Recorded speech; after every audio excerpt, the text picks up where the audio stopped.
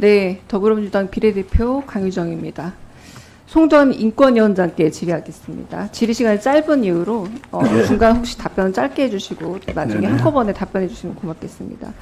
인권위는 국민인권 수호의 최후 보루입니다. 그런데 국민의힘이 국회 몫으로 선출한 이충상 인권위 상임위원, 대통령이 지명한 김용원 상임위원인 언동이 반인권을 넘어서 인권 파괴 수준입니다. 인권위에서 인권 침해가 일어나는 이런 부조리극이 없는데요. 그간 두 위원들이 다름 아닌 인권위에서 보여준 반인권적 막말들입니다. PPT 화면 보여드리겠습니다. 국민들에게 이런 반인권적 언사를 보여드림이 너무 죄송한 마음입니다. 혐오 발언을 걸렀습니다. 근데 이 정도입니다. 제가 입으로 옮기기도 힘들 정도입니다. 게이가 기저귀를 차고 다닌다. 피해자들이 몰주의에 스스로 너무 많이 모였다가 참사가 난 것이다. 일본 성노예 타령 자꾸 할 거냐? 인권 장사치. 김영원 상임위원이 반인권적 폐륜 운동이 여기에 멈추지 않는데요. 심지어 전원위원회에서 위원장께 말버릇이 없다라고 했는데 맞습니까? 간단한 답변 부탁드립니다. 위원장님. 예. 네. 동료위원회께도 사실입니다. 네, 동료위원회께도 막말을 서슴지 않는답니다. 이에 대해 위원장께서 어떤 조치를 취하셨는지 요점만 간단히 말씀 부탁드리겠습니다. 네, 존경하는 의원님, 제가 사실 우리 국가인권위원회 내의 내부 사정으로 인해서 여러 국민들께 만약 염려를 하시도록 이렇게 만들고 오늘 운영위원회 석상에서도 논의가 되는 것에 대해서 우선 제가 그 국가인권위원장으로서 위원장님 죄송합니다만 네네. 제 발언 시간이 알겠습니다. 제가 매우 죄송스럽다는 네. 말씀을 먼저 드리고요. 네, 죄송합니다. 그 회의석상에서 제가 나름대로는 네. 노력을 했습니다만 제 역부족인지 그걸 실효적으로 잘 제지를 못했습니다. 알겠습니다. 죄송합니다. 네, 제가 좀 더 질문하겠습니다. 네네. 인권위원회 신분보장과 면책규정 있습니다. 왜겠습니까? 인권수호를 위해서 권력기관에 쓴소리하라고 준 권한입니다. 네. 그런데 김용원, 이충상 이 두 상임위원은 위원장께도 동료위원께도 그리고 시민사회에도 사회적 약자에도 혐오와 차별의 막말을 하는데 이 권한 악용하고 있습니다. 게다가 김용원 상임위원께서는 해병대원 사망사건 은폐에 가담했다는 의혹이 있습니다. 위원장님, 작년 8월 9일 김용원 상임위원은 군인권보호관으로서 국방부 외압 의혹을 비판하는 성명을 발표했습니다. 맞습니까? 예, 그런 것으로 알고 있습니다. 네. 그러나 8월 14일 이후에 태도가 180도 전복됐습니다. 이종섭 당시 국방부 장관과 통화를 나눈 뒤라고 합니다. 김용원 상임위원은 8월 28일 인권위 전원위원회에서 박정훈 대령이 신청한 긴급구제 안건을 처리 및 관철하겠다고 해놓고 정작 다음 날 열린 군인권보호위원회에서 이를 기각했습니다. 맞습니까? 예, 사실관계는 맞는 것 맞습니다. 같습니다. 네.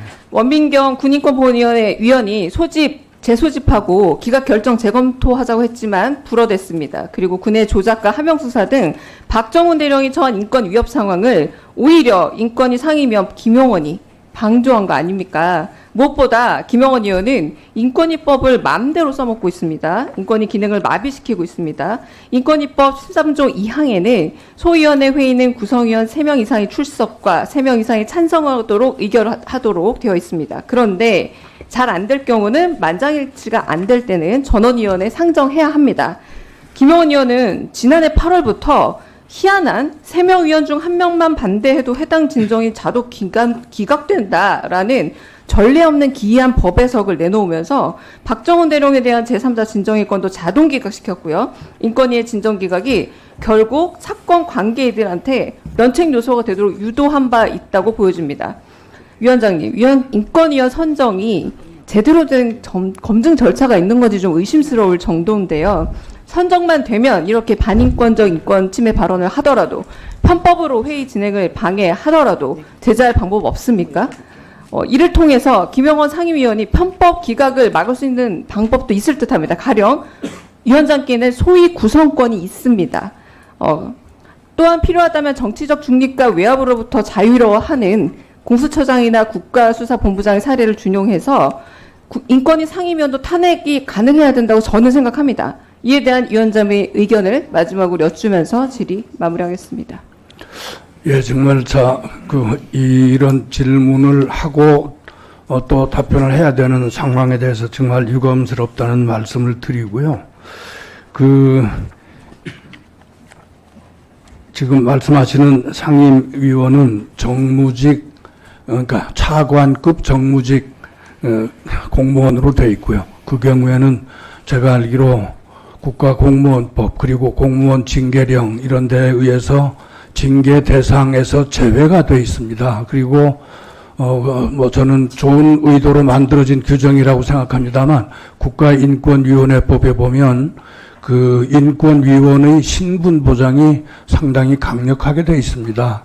그리고 그런 어떤 결과인지는 모르겠습니다만 그래서 여러 가지로 어떤 대책을 생각을 하더라도 지금은 딱 적절한 그 대안이 잘 없어서 그냥 고심 중에 있고 가급적이면 어떻게 잘 제재해서 원만하게 해결될 수 없겠는가 하는 노력을 해왔다는 말씀을 드리고요. 말씀하시는 그런 문제의식, 그 연장선상에서 저희들이 어떤 그래도 대책이 마련돼야 되겠다라고 하는 생각, 그리고 애당초 이 선발 절차부터 우리가 정말 유념하지 않으면 안 되겠구나, 그런 고심을 하고 있다는 말씀을 드리겠습니다. 네, 수고하셨습니다. 대한민국 인권의 최후 보루인 인권위 내의 상임위원회 이러한 막말들이 국민들한테 아마 절망감을 주고 있지 않나 이렇게 생각을 합니다. 필요한 제도 개선에 대해서는 지혜를 모아야 되겠다. 그리고 재발 방지를 위한 노력을 해야 되겠다 생각을 합니다.